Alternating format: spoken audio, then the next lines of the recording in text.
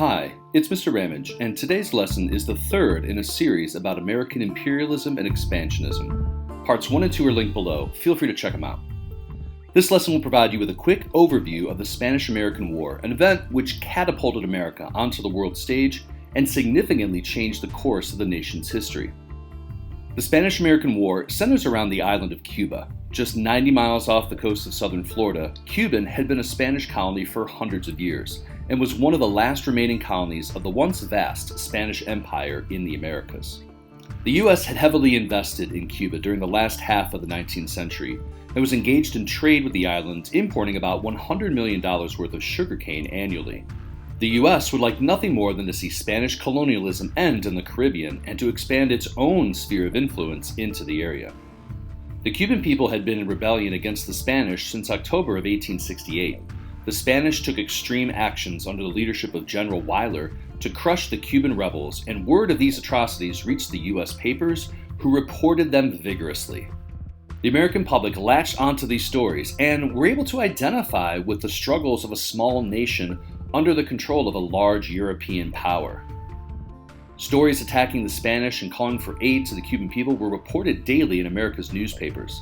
Stories and reports became more and more sensational as the yellow journalism of the late 1800s, in an attempt to increase sales and compete with rival papers, called for U.S. intervention and possible war, driving the nation into a fever pitch. In the months leading up to the eventual war with Spain, the United States saw itself as a protector of the Cuban people, a hero rushing to the aid of a nation in distress who was being bullied by the villainous Spanish.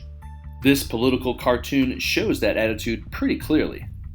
But besides just coming to the aid of Cuba, America, motivated by its beliefs in manifest destiny and social Darwinism, saw the situation in Cuba as one where a Cuba, free from Spanish control, would not be able to survive without American intervention and leadership.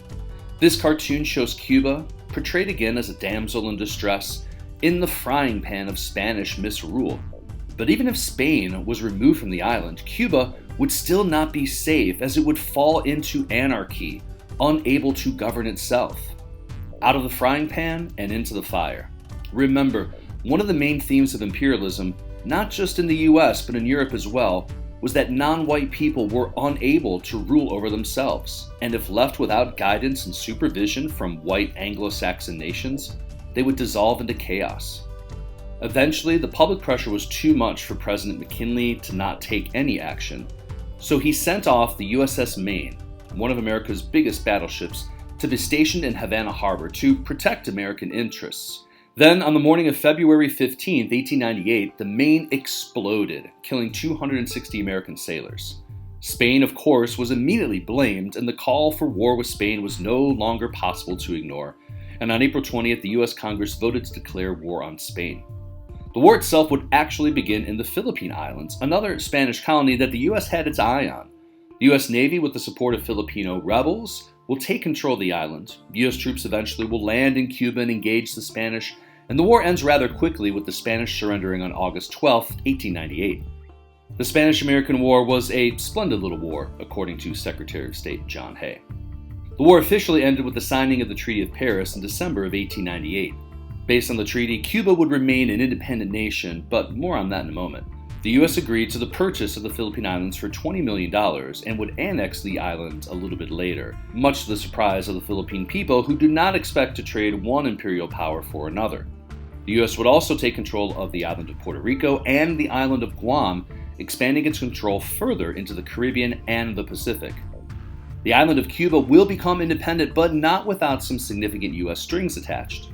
The Platt Amendment, which the U.S. forced the Cubans to add to their new constitution, gave the U.S. a heavy influence over Cuba's international affairs, as well as the ability for the U.S. to intervene in Cuba whenever it felt it was necessary. The U.S. also took control of Guantanamo Bay and established a naval base which still exists today over 100 years later. After the annexation of the Philippine Islands, fighting is going to take place between the Filipinos and the American occupying forces. Years of bloody and savage fighting will rage on between both sides until 1907, with a tremendous loss of civilian life and U.S. atrocities committed as they engaged the Filipino rebels in guerrilla warfare. So, at the end of the Spanish-American War, the U.S. proves itself as an up-and-coming military, naval, and imperial power. It expands its influence to Southeast Asia, the Pacific, and the Caribbean. The cartoon shows that Uncle Sam has indeed grown larger over time as the nation's size continues to grow with each new acquisition. And now the nations of Europe extend their hands to the U.S. in anxious friendship, eager to be on friendly terms with the new and emerging world power. Thanks for watching this lesson. If you learned something, please leave a like and consider subscribing. There are links in the description below to other lessons about American imperialism and expansionism.